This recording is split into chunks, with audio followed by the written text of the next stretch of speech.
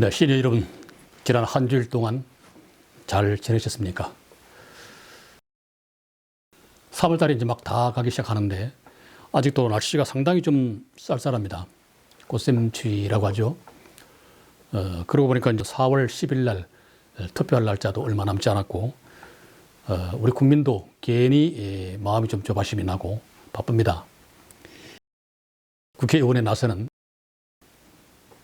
이 총선 후보자들은 더 말할 나위 없이 마음이 아주 조급하고 바쁠 겁니다.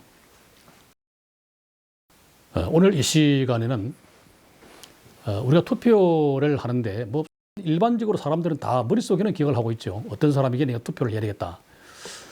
근데 막상 투표장에 가면은 그래도 내 고향이 어딘데, 그래도 내가 어디 사람인데, 어느 학교를 내가 나왔는데, 이런 생각이 떠올라서 그냥 투표를 하는 것이 그냥 사람을 보고 하는 것보다도 그건 당을 보고 투표하는 경우가 흔하죠.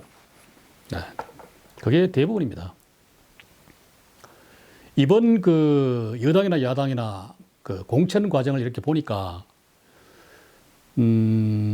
전에는 못 봤던 그런 것들을 제가 아주 좀 보게 됐어요. 아마 여러분도 그렇게 보셨는지는 모르겠지만은 그러니까 지역에 관계없이 뭐 전략 공천이다. 뭐 이렇게 해가지고 전혀 관계가 없는 곳에 공천을 하는 경우들이 많이 있습니다. 예를 들어 이 사람은 A라고 하는 지점에서 말하자면 열심히 노력하고 지역 지역 주민들을 위해서 열심히 노력하고 그렇게 일을 해왔는데 다음에 공천을 받을 때는 엉뚱한 사람이 거기 가서 공천을 받고 또 자기는 또 전혀 가보지도 못한 어떤 그런 곳에 전략 공천이라고 하는 어떤 그런 이름으로 가서 또 이 공천을 받고 그러면은 이게 원래 국회의원이라고 하는 것이 물론 헌법기관으로서 물론 지역민의 어떤 그런 지역 발전 뭐 이런 것도 좀 중요하지만은 사실은 어떤 국가의 어떤 그런 정책적인 거 뭐 이런 것들을 사실은 우선시하는 게 목적이기는 합니다만은 그래도 그 지역 주민들이 나를 선택하고 뽑아주는 것이기 때문에 그 지역 주민의 발전이라든가 어떤 애로사항이라든가 이런 거를 무시할 수가 없습니다. 그런데 이번 공천 같은 경우를 보면은 정확하게 제가 프리테이지라든가 이런 거는 잘 모르겠는데 하여튼 A에서 열심히 입지를 다져온 사람이 B에 가가지고 공천을 받고 이러면은 B에 있는 지역 주민들은 어떤 생각이 들까요? 네, 그런 생각을 좀 많이 해봤습니다. 이거는 뭐 여당이나 야당이나 다 똑같아요. 다 마찬가지입니다. 지금 이제 민주당에서는 보면은 윤석열 정권을 심판하자. 또 조국 신당인가요? 뭐 조국 신당 맞나? 조국 신당? 뭐 신당 이러니까 무슨 뭡니까? 무슨 점집 이런 게 좀 생각이 나네. 어쨌든 이 지금 조국 신당 같은 경우는 지금 하는 얘기가 자기가 자기 당에서 국회의원이 나오게 되면은 뭐 자기 한다고 그랬나, 뭐 자기 당에서 한다고 그랬나, 어쨌든 첫 번째로 할 일이 한동훈 현 국민의힘 비상대책위원장을 특검 법안을 발의하겠다 이런 얘기를 했어요. 저는 깜짝 놀랐습니다. 이 사람이 과연 서울대학교 교수를 한 양반이 맞나? 여러분 아시는 것처럼 우리 국회의원들은 평균 연봉이 거의 뭐 1억 한 5천만 원에 달한다고 그래요. 거기다가 보좌관부터 해가지고 뭐 여러 가지 쓰는 경비가 1년에 1인당 국회의원 한 사람당 거의 뭐 7억 정도가 들어간다고 그러는데 이렇게 국민의 혈세를 가지고 국회의원을 국회의원을 이렇게 뽑힌 사람이 첫 번째 하겠다는 공약이 한동훈 비상대책위원장을 말하자면 이 특검을 발의하겠다. 한동훈 특검을 발의하겠다. 이런 얘기를 했어요.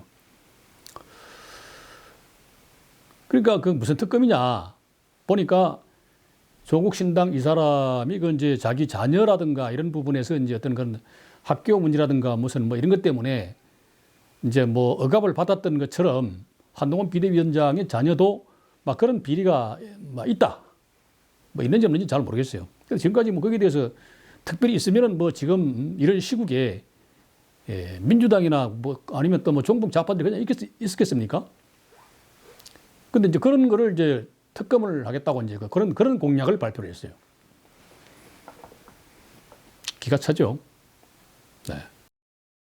국민이 준 세금을 가지고 검증을 받고 그런 사람이 첫 번째로 개인의 사감에 의해 가지고 개인의 사적인 감정에 얽매여서 특검을 하겠다. 지금 조국 신당이 내놓은 이 국민을 위한 정책 공약이 뭔가요? 저는 지금 머릿속에 떠오르는 게 아무것도 없습니다. 한동훈 특검 하겠다는 거 그거 외에는 아무것도 없어요. 이처럼 국민의 세비를, 국민의 혈세를 가지고 이렇게 자기 말하자면 어떤 그런 사적인 분풀이로 국회를 이렇게 갖다가 이렇게 쓰겠다. 국민 여러분들 어떻게 생각하십니까? 그리고 이제 그 민주당 같은 경우를 이렇게 보면은 민주당 같은 경우는 대통령 윤석열을 심판하자 이런 얘기를 합니다. 그 지난번에도 제가 한번 방송에서 말씀드린 것 같은데 뭘 심판하겠다는 겁니까? 뭘 심판하겠다는 건지 도대체 그냥 그건 없이 그냥 국민들 이거는 그냥 선동하는 걸로 심판하겠다. 뭘 심판하겠다는 겁니까? 심판이라는 게 말이 뭡니까? 잘 되고 못된 것을 걸러내겠다 이런 얘기 아니에요? 그래서 못된 것을 지적을 해서 이 정권을 갖다 끌어내리고 그 다음에 자기들이 정권을 잡겠다 이런 얘기입니다. 그러면 다음에 정권을 누가 잡을래? 누가 잡을 건데요? 이재명이가 정권을 잡아서 대통령 하겠다? 뭐 물론 짧고 긴 거는 돼봐야 알겠지만은 지금 현재로 봐서는 뭐 무슨 일을 할 수 있을 것 같아요?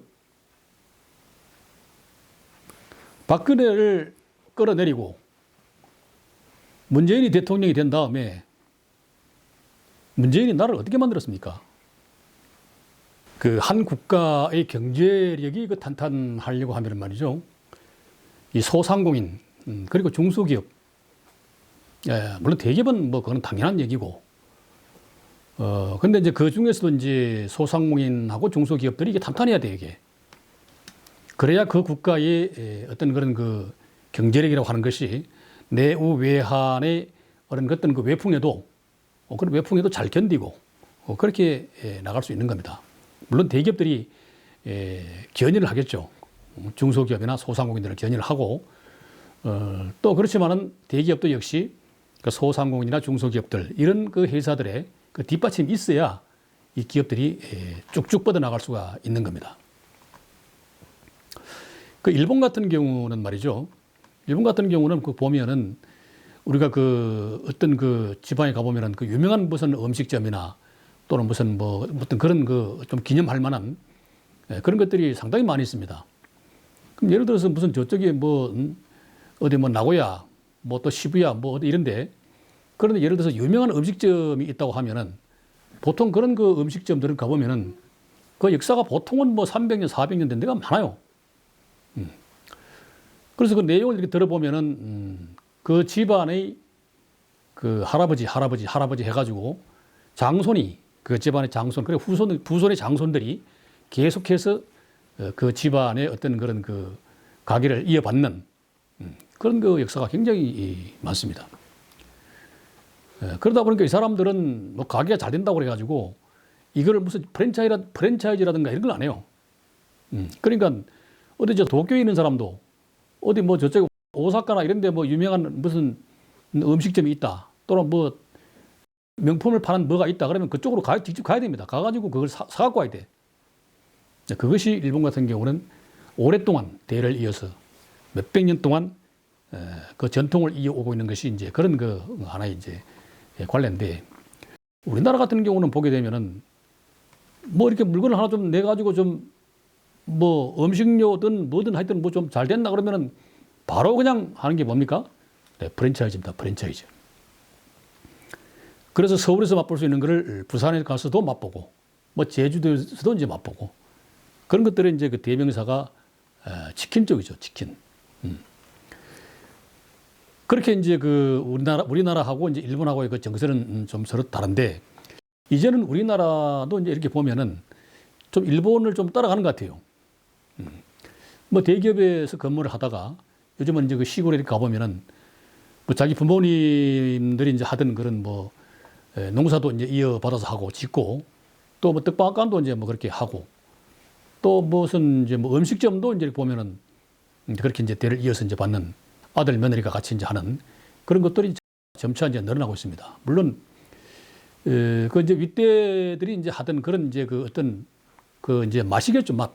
어떤 그런 전통 막 이런 것을 이제 이어받아서 이 사람들은 이제 현대적인 어떤 그런 그 판매라든가 뭐 마케팅 이런 쪽으로 이제 좀 그 말하자면 이렇게 좀 활성화시켜서 어떤 그 작업 환경이라든가 이런 것도 좀 깨끗하게 하고 그렇게 해서 이제 점차 늘어나가는 이제 그런 추세인 것 같습니다. 근데 이제 제가 이야기를 그 이제 대기업 쪽을 하려다가 사실은 이제 중소기업이나 소상공인의 얘기를 하게 됐는데 그 소상공인 같은 경우에 그 문재인 정권에서 어떻게 했습니까?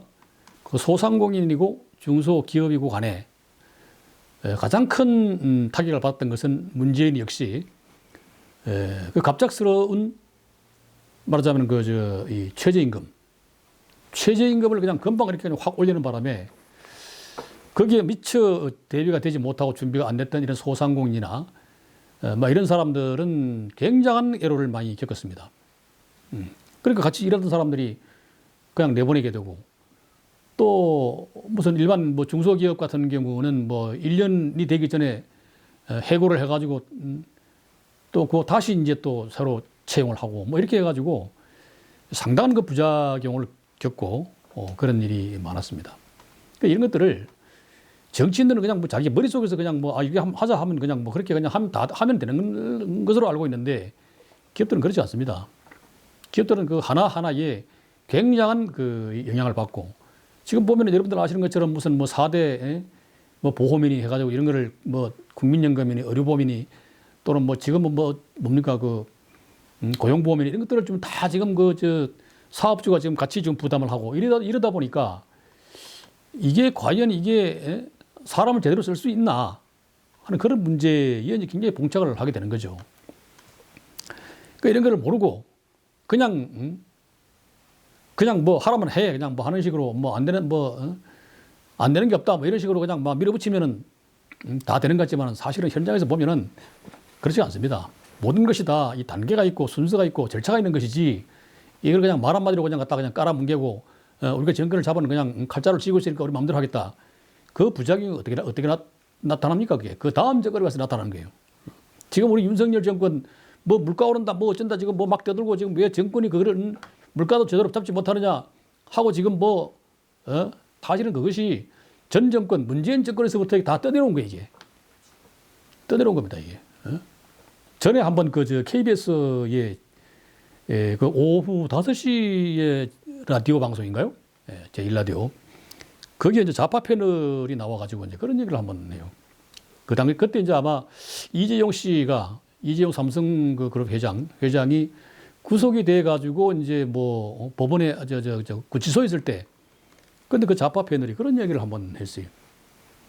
삼성 같은 경우는 그룹에 총수가 없어도 조직 그러니까 어떤 그런 시스템에 의해서 움직이기 때문에 있어는 많아 필요가 없다. 잘 굴러간다. 이런 얘기를 합니다.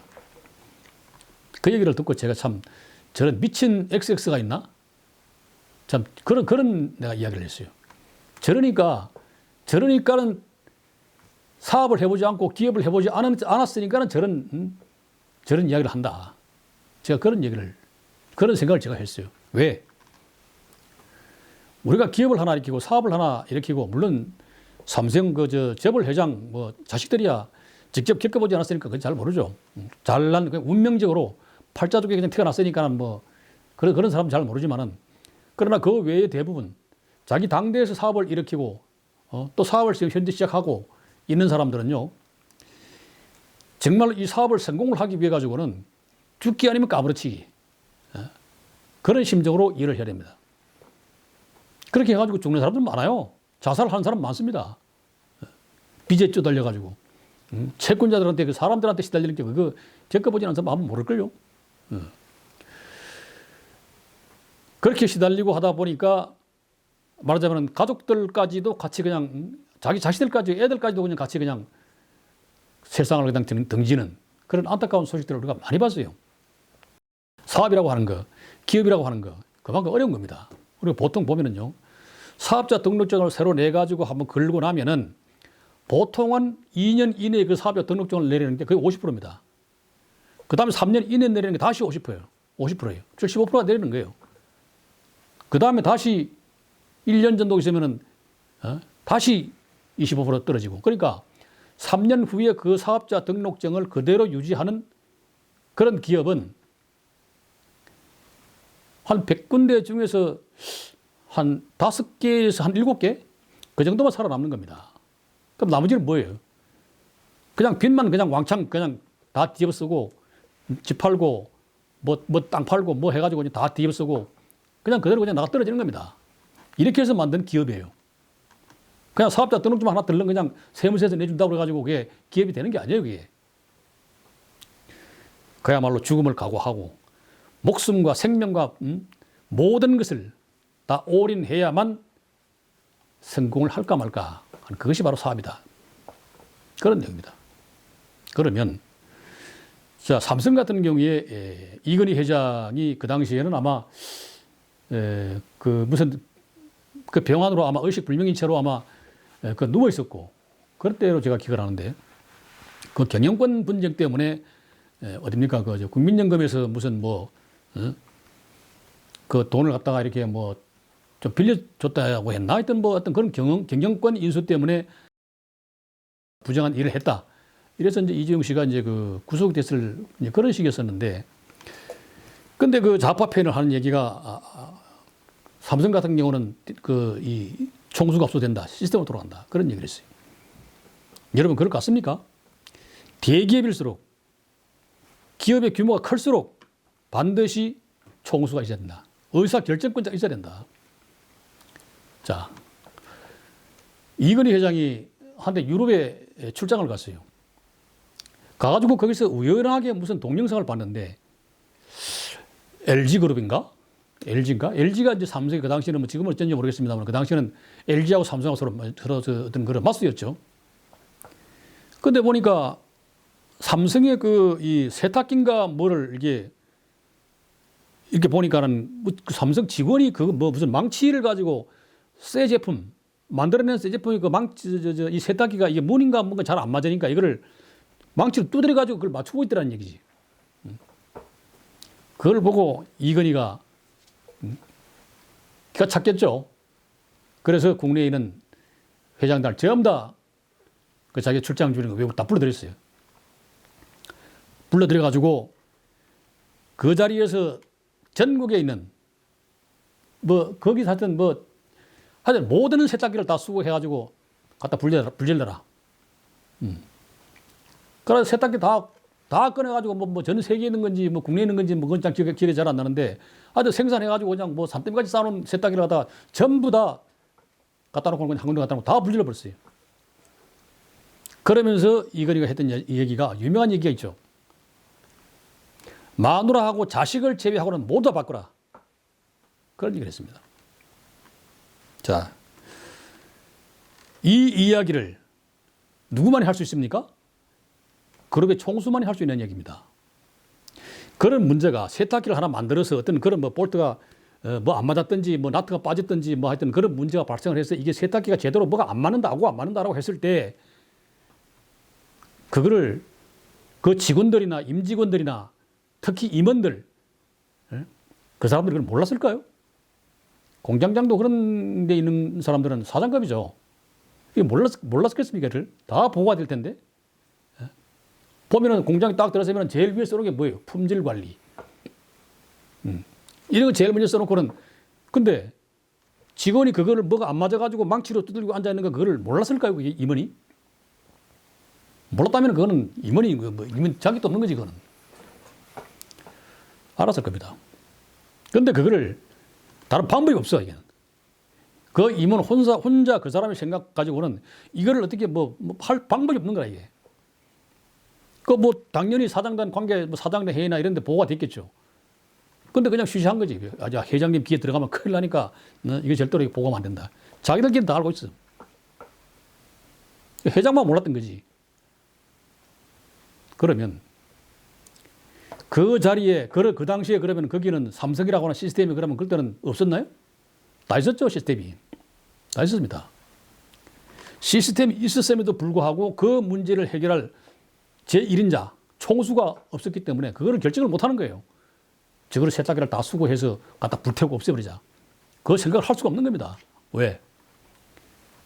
어느 조직이나 한 문제를 놓고 거기에 관여하는 사람이 많으면 책임지는 사람도 없고 또 권한을 가지는 사람도 없어요. 그냥 남들이 하는 대로 그냥 굴러같이 그냥 가는 게 그냥 편한 게 편하다. 좋은 게 좋다. 그냥 이런 생각이지. 이런 맥락에서 그 당시에 좌파 패널 그 사람이 했던 이야기는 선동이 지나지 않는다. 시스템으로 다 돌아간다 그러면 대한민국은 무슨 조직이 없나요? 아, 대통령이 필요 없지 그러면 그 시스템이 다 위에서 다 굴러가는 거니까. 그러나 결정적인 순간에 대통령이 결정을 해야 되는 것이고 그래서 좌파들의 이러한 행동들은 국민들을 선동하는 거에 지나지 않는다. 근데 여기에 또 국민들이 그냥 넘어갑니다. 그냥 맞네. 좌파 선동 저게 총수가 저 담당이 맞네. 아, 뭐 잘못해서 구속돼야지. 뭐 물론 구속돼야죠. 뭐 구속까지는 모르겠더라도 그 사람이 일을 할 수 있는 어떤 그런 여지를 모아놓고 삼성 같은 경우에 우리나라 국민 총생산의 25%를 차지한다고 그러는데 뭐에 살리고 있는 겁니다, 여러분. 삼성을 제가 뭐 두둔하고 뭐 그런 게 아니에요. 현실이 그렇다는 겁니다. LG, 환화 이런 몇 개의 기업들이 대한민국을 먹어 살리고 있는 거예요. 그러면 그 밑에서 우리 중소 상공인을 비롯해가지고 이런 사람들이 또 뒷받침이 돼가지고 거기 공급도 하고 이렇게 해가지고 그 생태계가 커다란 어떤 그런 나무 줄기가 하늘로 뻗쳐가지고 이렇게 퍼져나가면 그 밑에 뿌리에는 이 중소상인들이 다 이 사람들이 밑에서 영양분을 다 공급을 하고 있어야만 거대한 나무가 커서 이게 숲이 되고 근데 국가의 그런 그 기강이 잡히고 경제가 발전하고 그런 겁니다. 근데 지금 그 투표를 앞두고 지금 뭐 전에부터 뭐 그런 일을 했죠. 민주당에서 정권을 심판하자. 여러분, 전에도 처음에 제가 한번 말씀드렸지만은 여러분들 시간이 지나고 우리 같은 나이가 되면은요, 그 당시에 국회의원이 무슨 짓을 했더라? 그때 뭐 야당이 무슨 짓을 했더라? 여당이 무슨 짓을 했더라? 이런 거 별로 기억이 안 나요. 그러나 대통령이 무슨 일을 했던가는 기억이 납니다. 그런 기억이 나요. 여러분들, 박정희 대통령이 무슨 뭐 유신체제를 만들어서 독재정권을 했다. 뭐 그런 얘기를 하는데, 뭐 그 사람들 입장에서 봐서는 뭐 독재정권을 했는지 어땠는지 모르겠지만은, 제 입장에서 봐가지고는 그 독재정권이라고 나는 생각을 안 하지만, 좌파들이 그렇게 자꾸 이야기를 하니까, 그럼 그 입장에서 보더라도, 그럼 독재정권이라고 치자, 그러면. 그러면 그렇게 하지 않으면 안 될 이유가 있었다는 얘기지. 좌파들이 이야기하는 거는 이 유신정권을 가지고 얘기를 합니다. 유신정권. 유신이라고 하는 법을 만들어서 정권을 유지를 했다.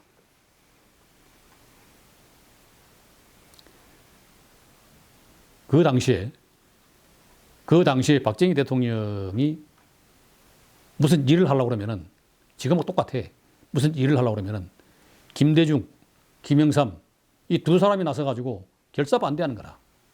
일이 안 돼. 뭘 좀 하려고 그러면 맨날 발목 잡고 일이 안 돼요.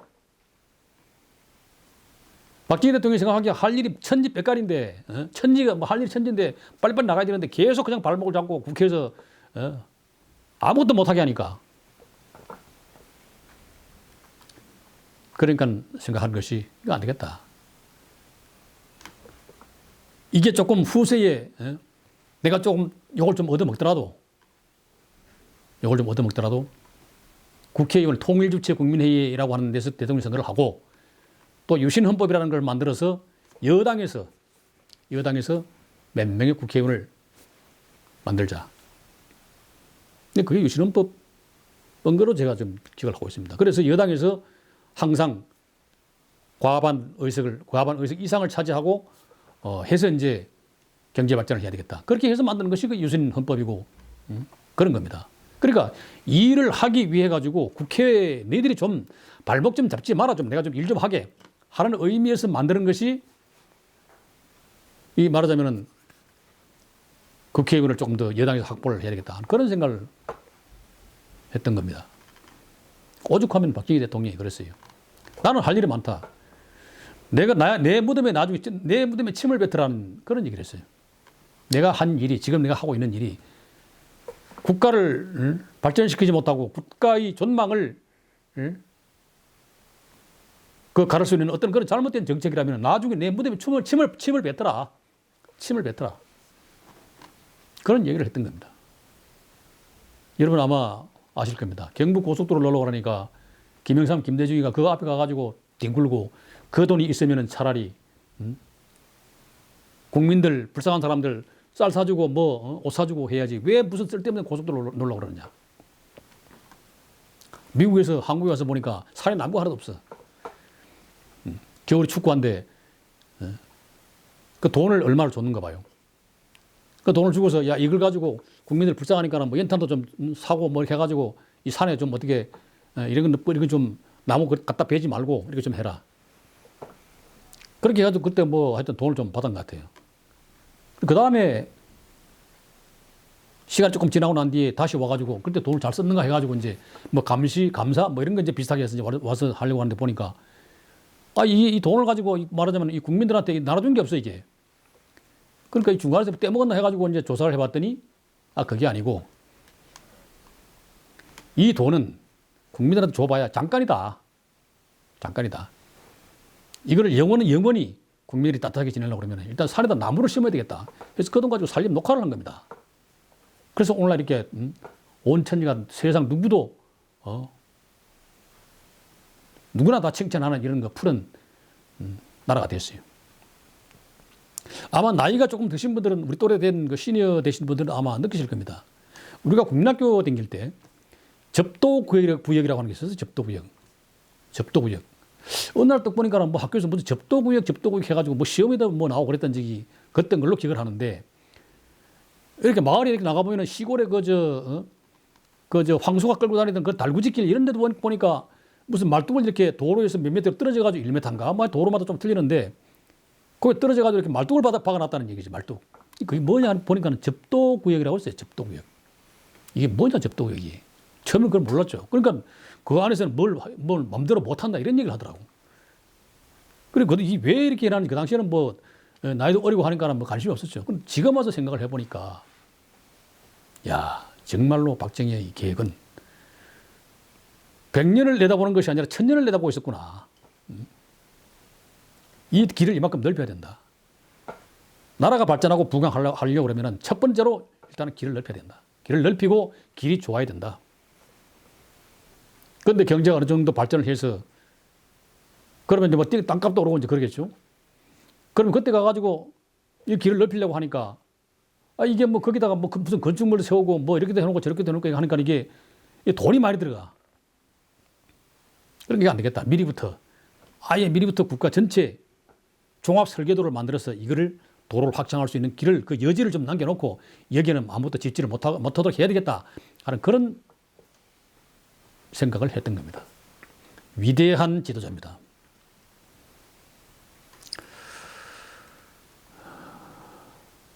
자, 저는요, 우리 역대 대통령들을 이렇게 쭉 생각을 해보면, 솔직히 말해가지고, 이 민주 쪽에서는 뭐 특별히 뭐 한 게 생각이 안 나요, 지금.